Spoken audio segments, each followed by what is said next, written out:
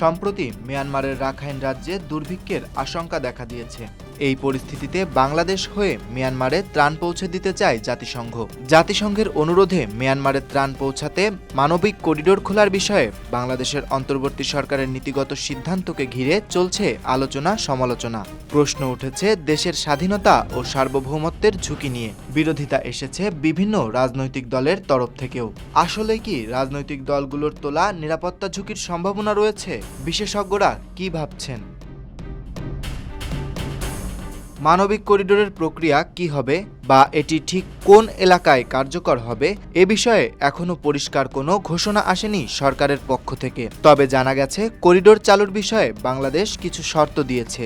এই পরিস্থিতিতে অন্তর্বর্তী সরকার জানিয়েছে জাতিসংঘ যদি এই উদ্যোগ নেয় তাহলে দেশের সকল রাজনৈতিক দলের সাথে আলোচনা করেই চূড়ান্ত সিদ্ধান্ত নেওয়া হবে।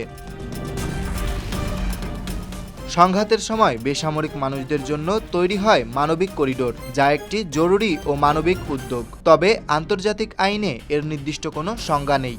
International committee of the red cross বলছে মানবিক করিডোর হচ্ছে একটি সাময়িক চুক্তিভিত্তিক পথ যা সশস্ত্র পক্ষগুলোর মধ্যে সমঝোতার মাধ্যমে স্থির হয়। এই করিডোর দিয়ে নিরাপদে সরিয়ে নেওয়া যায় সাধারণ মানুষ, পৌঁছানো যায় ত্রাণ ও চিকিৎসা, উদ্ধার করা হয় হতাহতদের। আর এই করিডোরের কার্যক্রম এবং কাঠামো নির্ধারণ করে সংশ্লিষ্ট পক্ষরাই।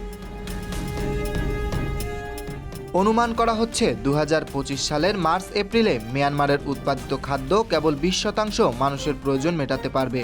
বীজ ও সারের অভাব, বাজে আবহাওয়া এবং বাস্তুচ্যুতির কারণে মানুষ কৃষিকাজ থেকে দূরে থাকায় ধান উৎপাদন কমে গেছে। বাণিজ্য কার্যক্রম প্রায় বন্ধ থাকায় প্রায় 20 লাখ মানুষ অনাহারে থাকার ঝুঁকি তৈরি হয়েছে। গত 8 এপ্রিল জাতিসংঘ মহাসচিব অ্যান্তোনিও গুতেরেসের ঢাকা সফরের পর এর সূত্রপাত। অন্তর্বর্তী সরকারের উপদেষ্টা খলিলুর রহমান প্রথমবারের মতো প্রকাশ্যে মানবিক সহায়তা চ্যানেলের ধারণা দেন। তিনি বলেন, এই প্রস্তাব আসে 7 ফেব্রুয়ারি নিউ ইয়র্কে গুতেরেসের সঙ্গে আলোচনায়। এক সংবাদ সম্মেলনে খলিলুর রহমান জানান, বিষয়টি জাতিসংঘ মহাসচিবের সামনে তোলা হয় আরাকান আর্মি, মিয়ানমার সরকার ও আন্তর্জাতিক সংস্থাগুলোর সঙ্গে পরামর্শের পর। এই প্রক্রিয়ায় বাংলাদেশের সম্ভাব্য সম্পৃক্ততা নিয়েও প্রাথমিক আলোচনা হয় সেখানেই। মানবিক করিডোর কেবল একটি রাস্তা নয়, বরং এটি মানুষের বাঁচার অধিকার।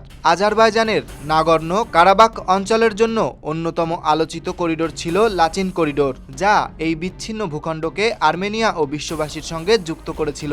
1989 সালের যুদ্ধের পর চালু হয় এই করিডোর, যার দায়িত্বে ছিল রুশ শান্তিরক্ষীরা।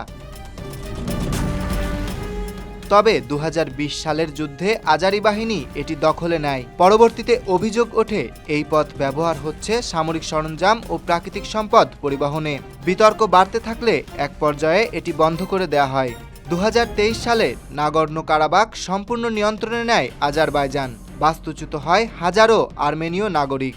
তাদের সিংহভাগই এই করিডোর দিয়ে পালিয়ে যান নিরাপদ আশ্রয়ে। Dhaka express desk report.